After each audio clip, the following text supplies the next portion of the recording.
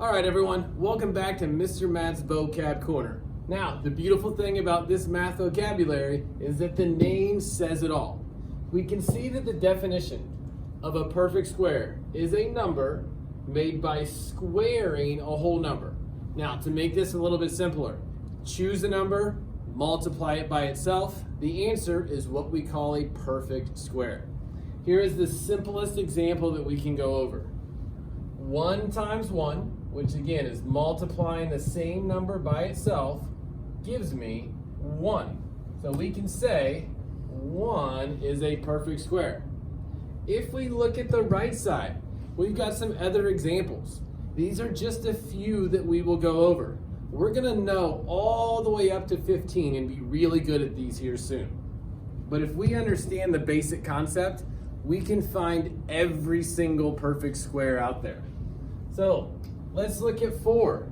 4 is a perfect square because it is the same as 2 times 2, or 2 squared. Same thing with 9. 9 would be called a perfect square because it's the same thing as 3 times 3, or 3 squared. 16 is the same. 4 times 4 gives us 16, so we would say 16 is a perfect square.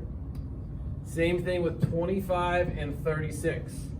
25 can be proven to be a perfect square because it's simply 5 times 5, or 5 squared. 36 is the same as 6 times 6, or 6 squared. So 36 is proven to be a perfect square. Now, let's practice some of these on our own. If you take a look at my board, this will be a great time after I go through instructions to pause your video, use your own paper and pencil or your whiteboard, and practice writing out the first 14 perfect squares. Now, if you take a look in the top right corner, I've given you 2 examples. We're gonna walk through a 3rd example, just in case we're a little bit confused. So 3 squared, remember, the exponent tells us how many times we multiply the base. So 3 times 3 would give me 9, making 9 a perfect square. So go ahead and pause the video, work through the next problems on your own, and we'll come back together as a class and see what we came up with. Remember, no calculators in first semester.